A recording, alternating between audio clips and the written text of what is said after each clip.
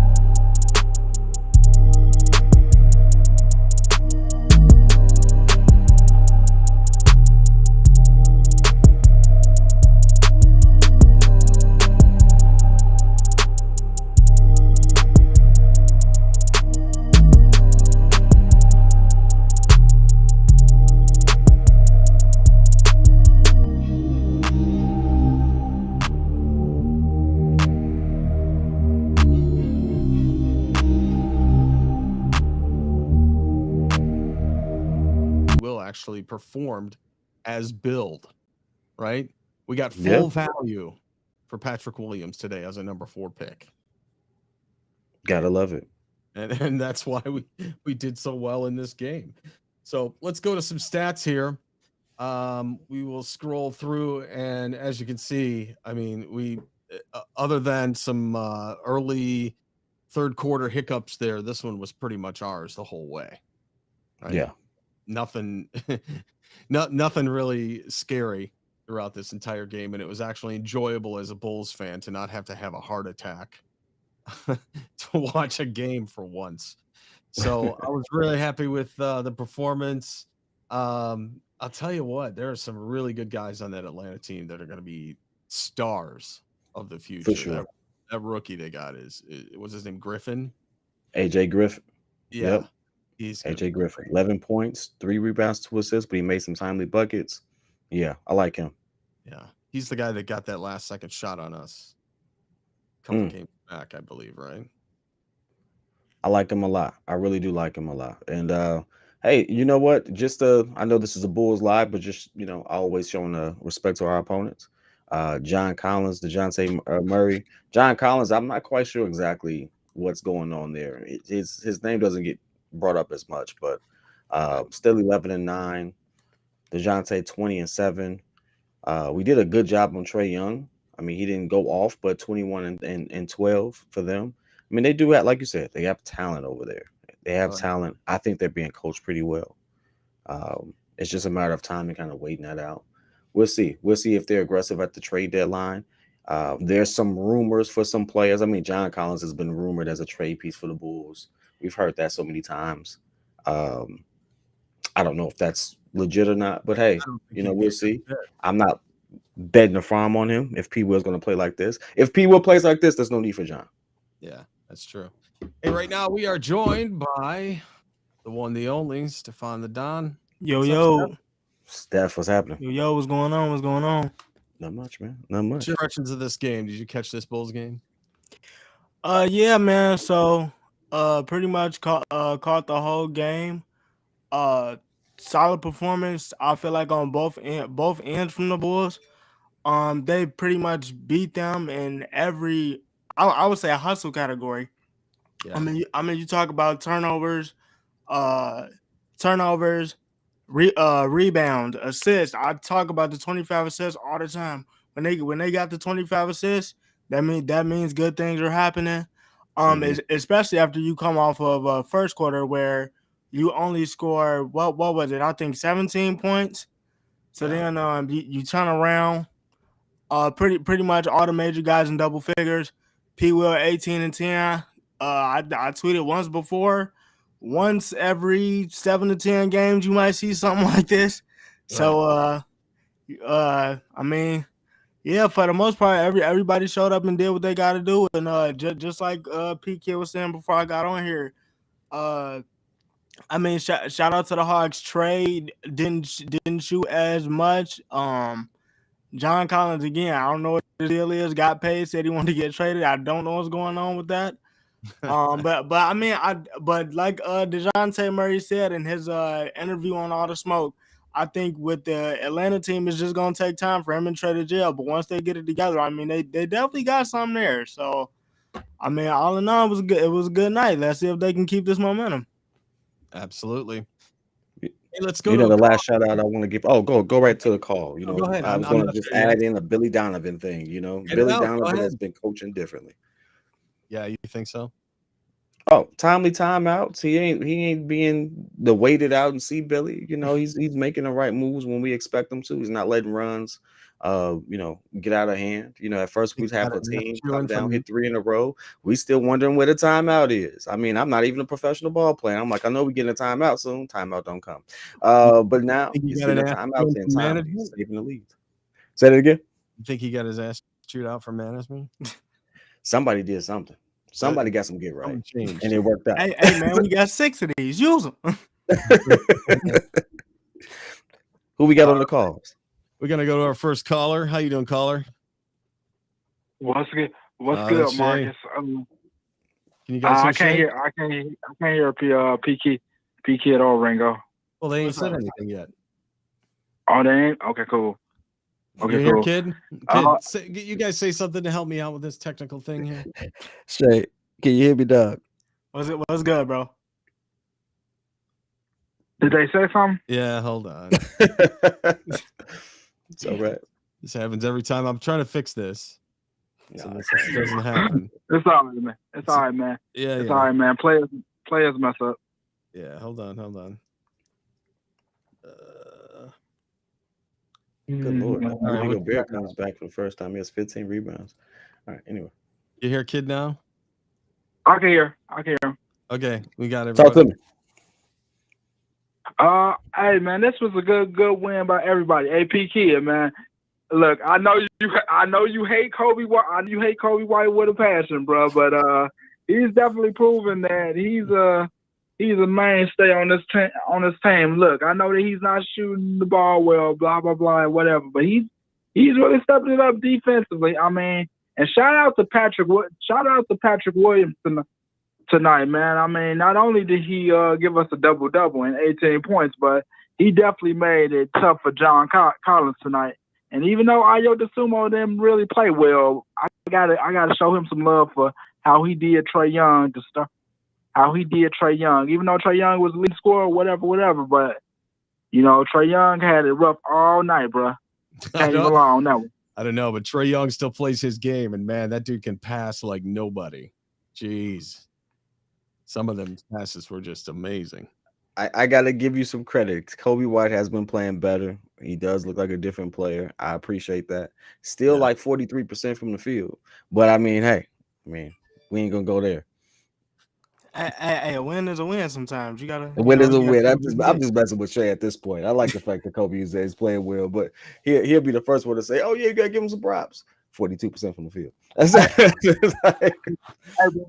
I'm gonna say this. I hate to get all personal stuff, but man, I really appreciate y'all for what y'all been doing, and just seeing y'all come from where y'all came from at the start of this thing, and now seeing where y'all at now, and seeing how the Winter City Breeze is doing good, man. I'm proud that I got to be a part of that from the beginning. Well, was I here in the beginning? I don't know. Y'all might have heard me. You know what else? You know what else you can do, Shay? Go subscribe to my show, the Bulls Podcast, at Bulls Podcast. Bulls podcast. Yeah. Yeah, Bulls And that goes podcast. that goes for everybody that's watching now and watching this video. You know, I do my own show, but I don't always see the Bulls support. I don't always see the support, especially from the Breeze fam, and that's the reason that I came on board to help with this post game show. So you guys got to show me some love back here. I've done like 20 games and had like 3 people sub. Bulls podcast. Yeah, man. I'll remember. All right, P Kid's been on the show. Steph's gonna come on the show soon, I hope. Yep, definitely.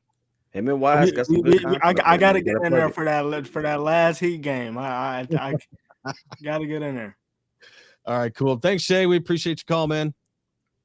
All right, much love to you, man. Peace. All right, take care, bro. You too. Yeah, I think Kobe White stepped it up, and that's good for us because that just increases his trade value should we decide to go that route. And I kind of think that we should go that route because is Kobe White going to win us that chip? I don't think so. Hey, I was just about to say, seeing what Rui went for today, yeah, I mean, they definitely can get something back for Kobe White. I mean, I didn't really like. I wasn't upset at the trade. I'm glad that the Lakers got Rui, but 3 first rounders for Rui. I mean, I get that he's shooting 35%, but that was a little much. So I mean, I think the Bulls can get a pretty nice price for Kobe. Yeah, those 3 second rounders. I'm surprised that they came up off of those. You know, the Lakers are in a really tough spot. They don't have a lot of picks. So they needed those.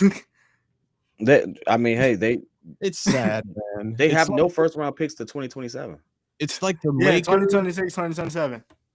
Yeah, bro, it was baffling to me too when I seen it. Muggs was like, "Nah, this was a good trade." I'm like, "Yo, you do it." I mean, LeBron said he needed help, but y'all do know he said he was leaving, right? Hey, LeBron is done in about a year, so I mean, I don't know. Is the championship worth? Okay, watching the Lakers is like watching. Yeah, I know. 3 second rounders, Shay. It's like watching your great uncle have to sell his house to get into the nursing home, right? That's exactly what this is. This is them mortgaging the farm in order to get LeBron a good quality of life while he's in Los Angeles for another year or two.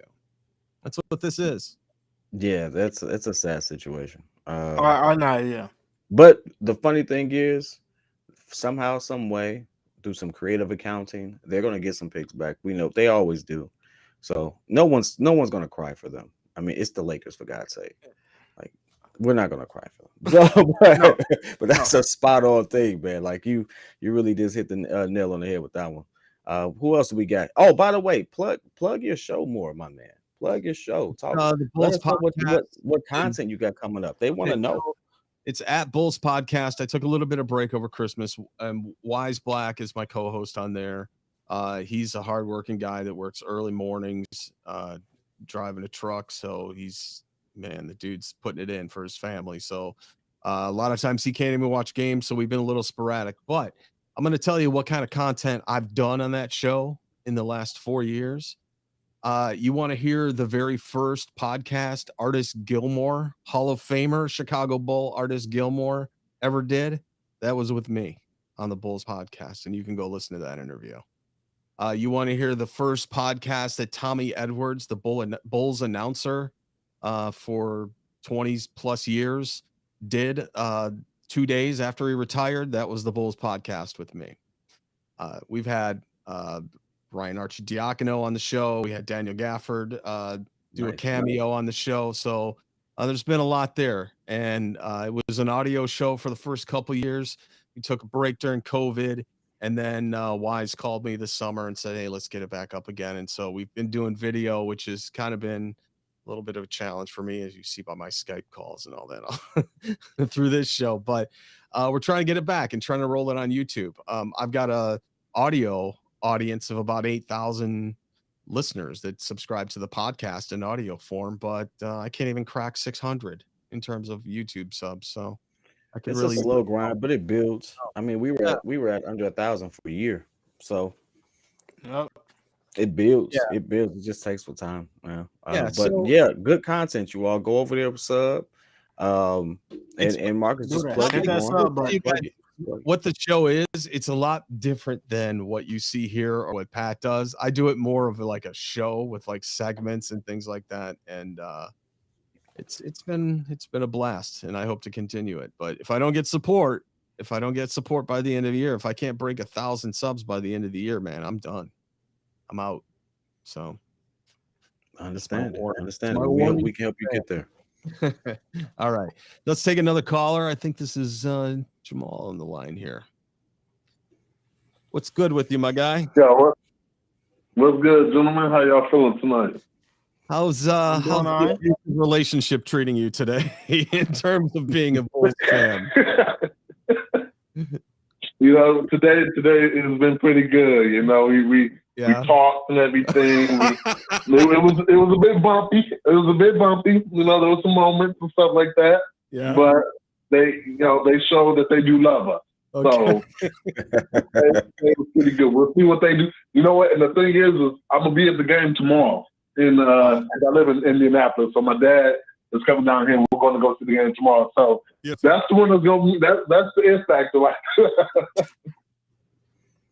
Nice. So what was your impressions of this game overall? I mean, it felt like a pretty even flow throughout. No heart attacks except for in the second quarter there for a little bit. It had its moments. There was like they started off really sloppy on the offensive end. I thought defensively they were okay, but offensively it seemed like they either had dead legs or I don't know what it was. Maybe they were slightly jet lagged or something, but it didn't seem like it buy a bucket. And it seemed like the bench really came in and did his job. He gave them a bit of a spark that got everybody into a better flow. I mean, we've all watched basketball. I've been watching it for at least over a decade. I know you guys have watched it much longer. There are going to be times where offensively your team just does not have it, you know? Right. So what do you do then? You rely on other things that can get you that W. Playing good, hard-nosed defense. They did tonight. They had had some great turnovers, and then they capitalized off those turnovers, things like that. Tonight was one of the few nights that I saw them really do a lot of offensive rebounding. There was like 2 or 3 possessions where we grabbed 2 or 3 offensive rebounds. We didn't convert on them as much as I would have liked us to, but it was the fact that, you know, I saw more activity on the offensive glass and things like that. You know, Patrick Williams. Jamal, listen, before you get into that, I was saying in the post game or in the live call today, I kept saying Paris water, even in the chat. I was saying Paris water. But I'm going to tell you, it's more than just Paris water, I think, that's gotten a little bit more spring in the step of the Bull right now. That was a reward for them. That trip was a reward. Saying, okay, the league thinks that you're something, so why don't you bring your family members, bring them to Paris, which is what they did. Derek Jones Jr. got engaged in Paris. Yeah. And that's no coincidence why he had a monster game after that in Paris, right?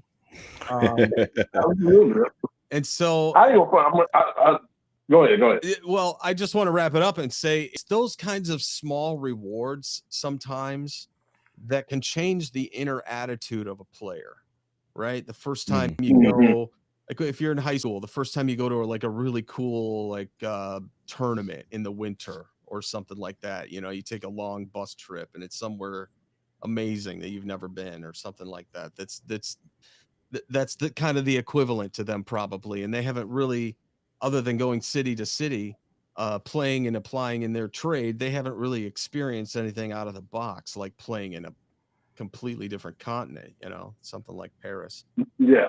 So I hope that one, the ass kicking that they gave Zach LaVine in the locker room that we suddenly started winning again after was step 1 of the progression of the Bulls. And step 2, I hope, is Paris, where we can start to knock a string of, say, 8 to 10 games, you know, 8 and 2 in the next 10 games or so.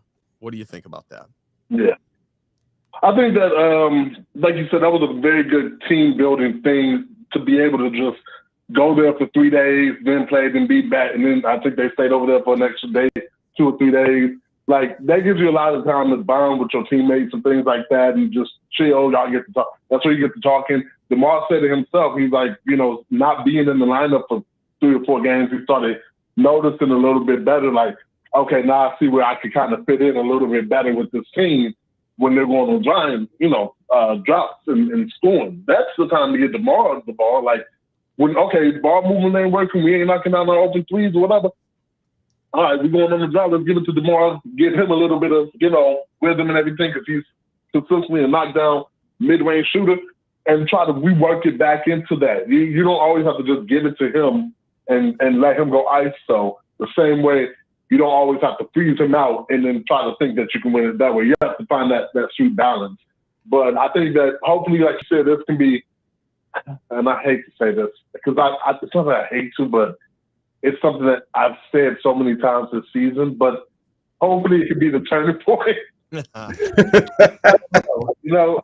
one of those things like you want to trust it, but at the same time, if a snake shows you its fangs, you got to believe that it's a snake and it's going to bite you, That's true. But understand something else, man. Every time you get on a jet and go somewhere, there's probably 300 turning points before you get to your destination.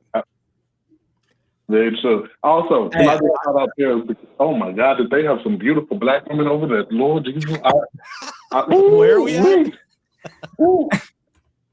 I was like, oh man, I need to brush up on my French real quick. Nah, let me stop. I'm weak. And nah, the last thing I wanted to add before you got off the call, because you was talking about the relationship between you and the Bulls. I just want you to remember this. Whenever you feeling low, it could be worse, because y'all could be the Cowboys fans right now. I'm just saying.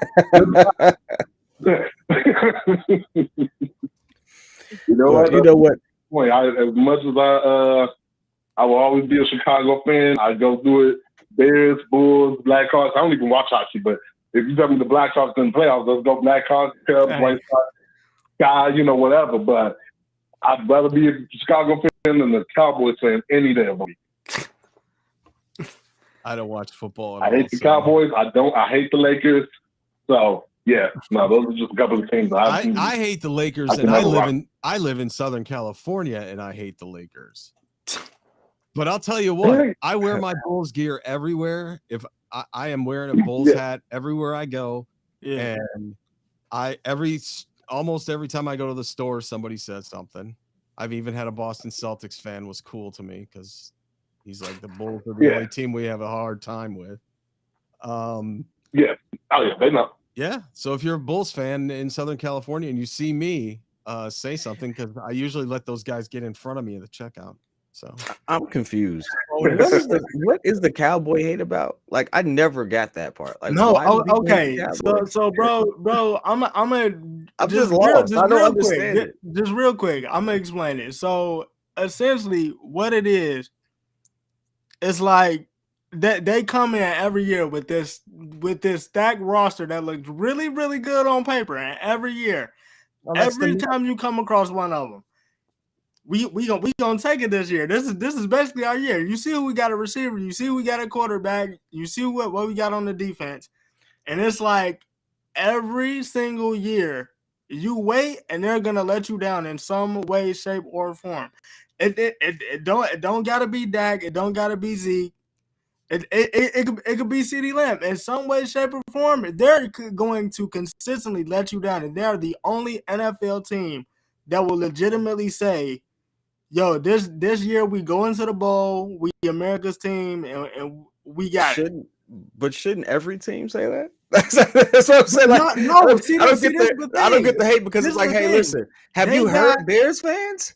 Like, we'd be like, oh, we get it. We said we was going to go 10-7. It's different, though, bro.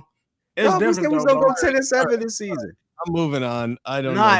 Bro, I'm tired. It's just different. Okay, your owner sitting on the Billy. We can talk about on that one. I just don't understand it. I'm sorry. Your owner sitting, bro. It's horrible. All right, bro. You can't join the Cowboy hate. All right, man. Thanks for calling. Gotcha. All right, bro. All right.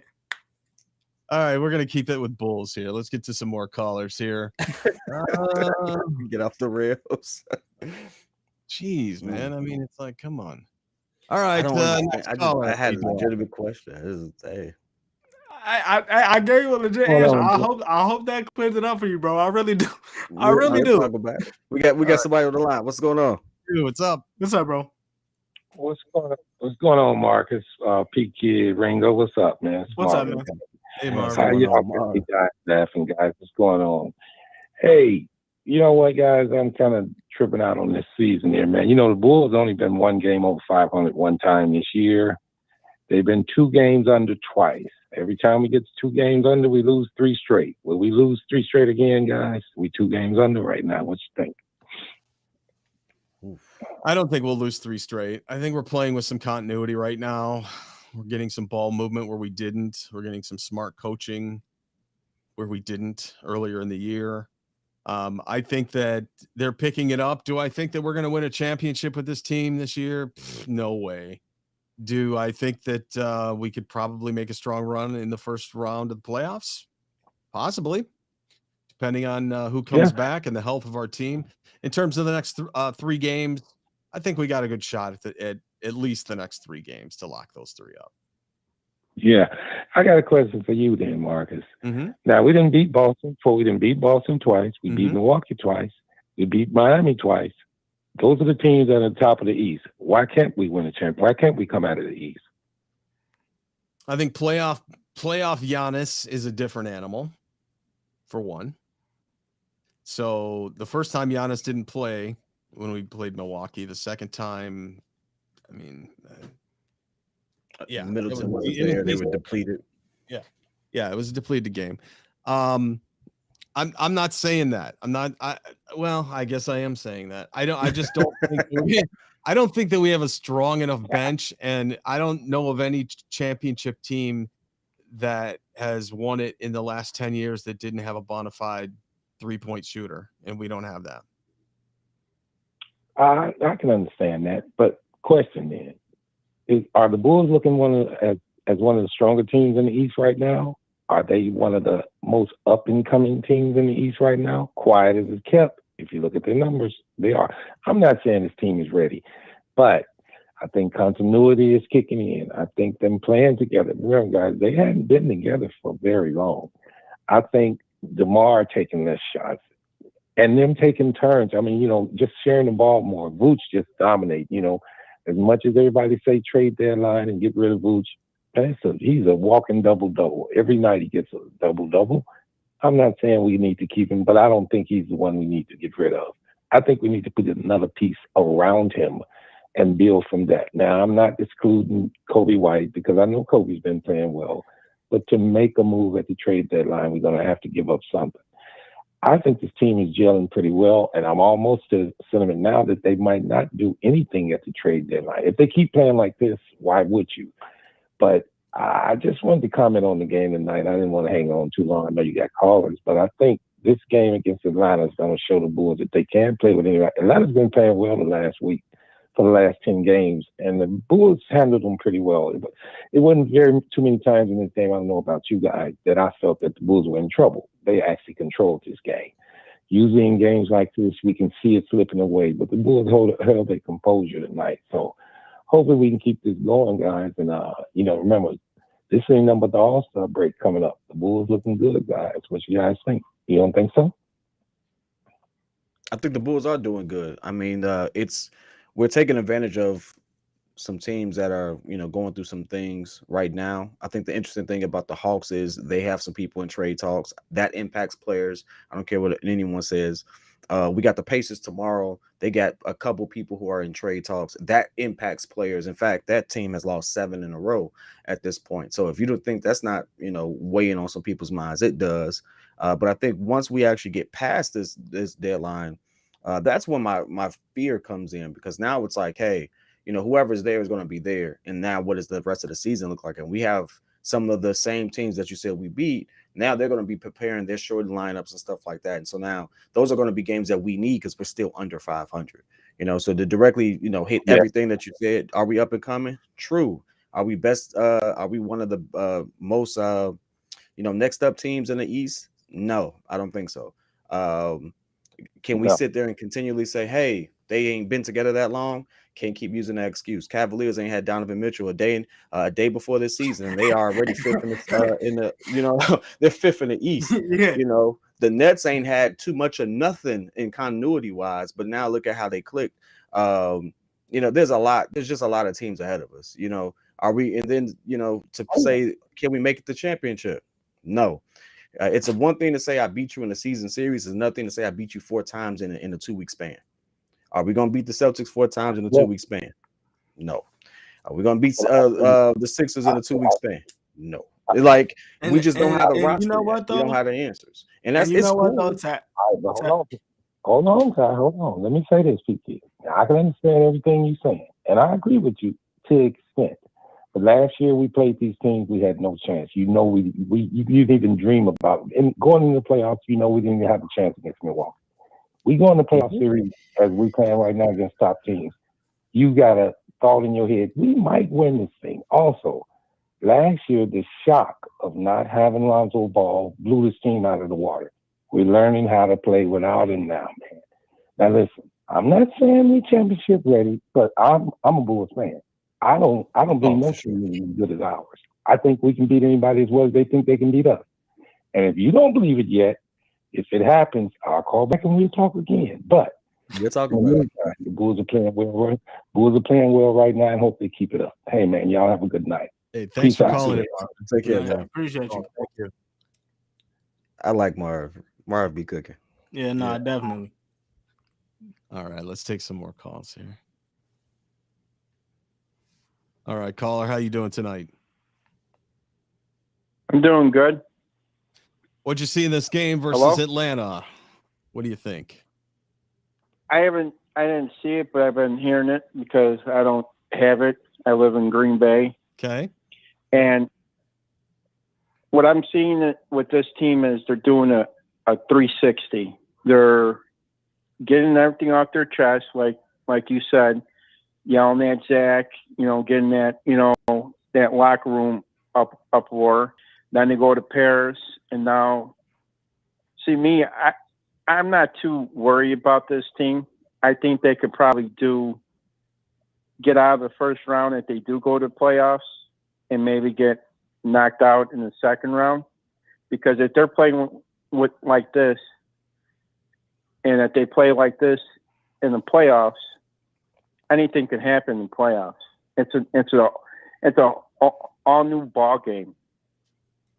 Well, that depends on what seed we get. If we get into 7, 6, somewhere in there, I think we're going to be okay in the first round. If we're squeaking in on the play-in and round 8, I think we're going to get smoked. Well, yeah, but you got injuries. You got to worry about too, because what if these star players that we're facing, is out for the season because they have a MCL or something, because that could turn the table, and then we could run the table. But it's just saying, I just think, don't stop what you're doing now. Keep on doing what you're doing. Like you guys were saying, they're doing good coaching now. Billy Donovan is seeing what players he has and what players that are not fitting with people, and that's all Billy has to do and say, okay, I'm going to take this guy out and put this guy in and see what if he jugs with DeMar DeRozan or Zach LaVine or Io or Kobe White, and that's to me, I think they should keep Vucevic. What do you think about Don't trade him? What about Kobe? You think Kobe's our best trade bait right now? He has value now. Yeah, he's been playing pretty good ball, and I could see someone making a phone call saying, "What do you want for, Kobe?" Because I just seen that trade with Lakers. I don't know how the heck the Lakers pull that off, because they got LeBron James tied up, they got Westbrook tied up, they got Patrick Beverley tied up, and they go and trade the kid from the Wizards. It's just I don't know. To me, if you're going to make a trade, you got to get a 3-point shooter because that's what's going to win playoff games is that 3-pointer. Yeah, because but who's out there? Who's out there in 3-point land that would be available as a free agent to us? I like Kyle Kuzma, but he's going to cost too much. He's, I don't want to break up the band, but if you have to give up someone to get someone like that, I would go ahead and do it. What about Kobe, Patrick Williams, and a pick? I would have to probably not hesitate, but I would say, you know what? I'm going to have to pull a trigger and bring this Kuzma guy out because he could play right next to Vucevic, and he's a 3-pointer. But I don't know because Patrick Williams had a good game tonight. Yeah, tonight. That's it. Yeah, he's like a wave. He has a good game, then where are you at? Then you come out of your shell. You got to do this on a consistent basis. Because if you do this on a consistent basis, then we can rely on you in the playoffs. Yeah. Is there anybody in chat? I want to ask the chat here real quick. Is there anybody in chat who consistently bets on Patrick Williams? Because you deserve to make your own podcast. You got balls of steel betting on Patrick Williams.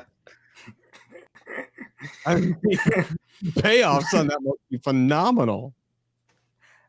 Yeah. Hey man. Hey, that's another thing. Real quick, I do owe Kid an apology because I wasn't here when I made the tweet that P. Will was trash. He gave you one good game every time. So you feel I'm sorry. I'm sorry. I just want to tell you I'm sorry. I'm sorry. It's all good, man. Brock Lesnar's back. Oh, sorry, God. guys. I'm watching in the UFC or in wrestling. I ain't see it yet, but I appreciate you. Brock Lesnar just came out. Appreciate you calling in, my man. Thanks so much. Thanks for calling, bro. You guys have good day. Good night, P. Kid and Ringo. Yeah, most definitely. Be safe. Thank you. Brock Lesnar. My man started watching a whole other thing. Brock Lesnar's back. All right. We know what you're doing right now. Shout out to you. All right, guys. Let's take one last call here. And we'll wrap this one up. How you doing, caller? What's good, kid? What's good, Marcus? This is Big T. Big T. What's good, T? Man, finally good to call y'all on a goddamn win. Goddamn it. This was a hell of a game. Probably our best ball movement of the year. Yeah. Atlanta threw a lot of defenses at us. It was good to see that we finally broke them 2-3-3-2 zones. Got to shoot them out of it. DeMar did a hell of a job getting them out that zone, making them go back to man. This was a great game overall. Only thing I can critique is I do want to see Ayo stop passing up from open ones, man. We are from Chicago. We gonna ride or die with him where he make him miss those goddamn shots. But he got to start taking some of them goddamn shots, man. And another thing I hear one of the callers talking about trade pieces. To be honest, the biggest trade piece that the Chicago Bulls have at this point, if you go by DJJ's recent play, is Javonte Green and Tony Bradley. Those are the only two pieces that we have to offer because the rest of the guys, if you're going to bet on continuity, the last week and a half, they have showed that they're starting to gel. So, yeah, Javonte Green, with DJJ playing like he's playing, I think he's probably the best trade piece. What do you guys think? So I'm gonna say this. Because I'm a DJJ fan. He played in Miami, but he gonna give you a couple good games. I want to say if you say 10, he'll give you about 4. So I mean that's solid. He's playing really good right now. So I mean, you could look at him as one, but then at the same time, it's like what's really out there and what are they looking for? The Javonte Green thing right now, you got to remember Javonte is out because he had surgery. So that's the other thing as He's not well. scheduled to be out there long, but I will hit you with this. He is on an expiring contract, and he is going to demand money next year. You don't got that on the books to offer that if you're going to bring back Vooch. Another thing is you have depth that you need some size. He's not on the floor right now. He's coming off an injury. Another power forward to stretch for me personally. I say you go get a Kelly Olynyk type of guy because he can play alongside Vooch. He's a versatile defender. He can shoot the three, stretch the floor. He can do it all. But I hear what you're saying with DJJ, but he has been consistent. You don't need DJJ to score 10 to 15 points. You need him to be an energy guy. Because people got to understand, the Bulls last year when they played their best ball, it was not just because of Lonzo Ball. It was because we were leading in fast breaks. DJJ is probably one of the best fast break finishers in the league. Oh no! You're definitely right about that. He's going to be called upon when ready, but at the same time, because me personally, I'm when I'm watching the game, I'm looking at it like this. The two trade pieces realistically because they already came out and said like we're not really trying to move off of anybody. Is Kobe White and Alex Caruso. Now if you can flip that into some shooters. I don't know who's gonna be out there, but Caruso is gonna be able to give you consistent minutes. Gonna be a glue guy. He's gonna know where to be. Coaches love that. Steve Kerr already came out, and pretty much was praising him on that.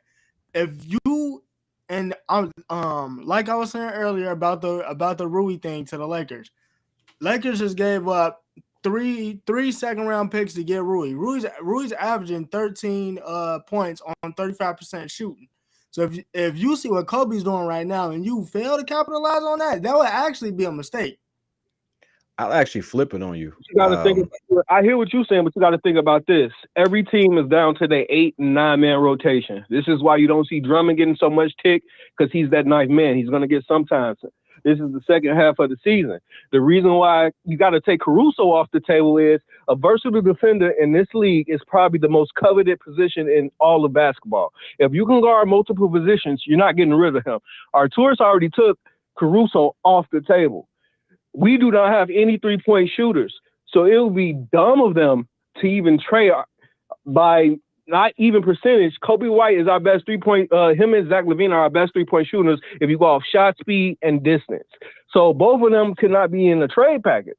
So when I'm looking at it as me sitting in the GM seat, DJJ and Javonte Green both play a similar role. They both can guard the power forward through one position. You don't need both of them. You have clear holes with shooting, and you have clear holes with backside rotational help.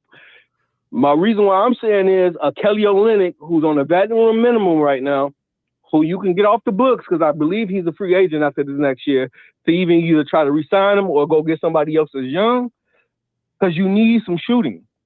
Javonte Green doesn't add shooting. We need some size. Javonte Green don't add. I actually got to give you some pushback on that one. This is our best push. Well, I'm gonna let Kid take it because I already. I got to give you some pushback on that one because the one thing that we haven't discussed is a player's impact on our team, and so more times than not, when we call these games, you hear us when Javonte is playing, you hear his name all the time. Why? Because that's the type of player he is. He's everywhere. He's making impact. Oftentimes, you hear us saying Derrick Jones Jr. doing something wrong. Ticky-tack foul, always on the ground, something like that. I'm not trying to kill the player, but I'm just saying that's normally what you hear. Also, they both average around the same. However, believe it or not, Javonte shoots better from 3. Believe it or not, when given a minute, Javonte rebounds more. He's actually shorter. Believe it or not, the better defender between the two is actually Javonte. My point on that, because both of them are trade pieces. They play similar roles, correct? So I'm not saying that Javonte Green is the must trade, but both of them, one of the two has to go because neither one fills the void that we need, which is size and shooting. So I hear what you're I'm not saying. disagreeing with you. I'm just saying that I would flip contract, so he's going to demand money next year. Totally. When you got DJJ, who's on a veteran minimum, that's $3 million. Javonte Green is going to demand about 10 next year. So do you roll that dice? For the type of player impact that he has, you think you wouldn't pay $10 million for him? That's the going market rate. But That's you the market can't- rate. You pay with the market You rate. got Grant holes in your offense and defense. What can you get if you get him that $10 million? You got to think about. You got to give Vooch an extension. You got to think about that. Well, If you're also anyone is going to get moved, I've Well, got you're also going to get a cap extension next year, so the cap's going to increase. You're going to get, I think you're going to get a lot more guys hyped to come to the Bulls if we have a winning record, at least, or at least make some dent in the playoffs. And then I don't think 10 million is a lot. I mean, remember that was Felicio money just a couple of years ago. Hey, he did nothing with the money. Well, I'll tell you what he did with the money when we get off. I'll tell you what he did with the money when we get off of this. All right. Okay, well, I'm gonna leave y'all with this. Okay. If DJJ or Javonte Green's on the table, who do y'all think that we should go get? Because I guarantee you that's where our tourist is leaning towards. I would say, so you're saying either, get rid of either one of them, and who should they get? They both play the same. They both play a same type of role. You don't need both. And this is down to the team. Well, teams are going with 8 and 9 man rotations at the end of the year. As you can see, we only play 8, and Drummond had the 9th. Every team's going to be the same way with an 8-man, 9-man rotation. We need some size for that 9th man if Drummond ain't got the IQ. You got to trade one of the two. I mean, I really don't know who's out there to get. I mean, to me personally, I think that this trade deadline, is gonna be like, to me, quiet kind of. I can see them making some move, but to me, AK is looking to better the team, and I mean this whole year. I mean, I've heard it when I've been on here. I've heard it when I haven't been on here and watched the game. Kobe's a piece. I mean, he's improved his ball handling. He looks like he's a better shooter. He actually had an offseason to improve, and you saw that's what he went out and did. And you know, with the logjam with the guards that these guys got right now, you can definitely, like I said, to me, just to me, because I'm not trying to come at you, it would be a mistake. It would be a mistake not to look to try to cash in on it, especially if you think that you're gonna make the team better. I mean, Eric Gordon is sitting there in Houston doing absolutely nothing. So I mean, like I said, there's something out there for them. Is it gonna happen? We got yet to see, but Kobe is the piece for me.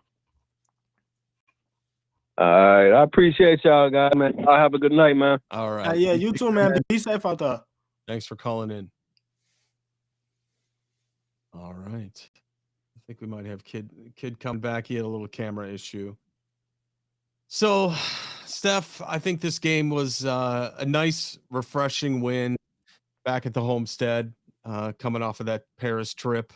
And it's good to see us back on the same footing. Hopefully tomorrow we can pull it off versus the Pacers and really prove that we are on the right footing and trying to make this kind of a run until the All-Star break.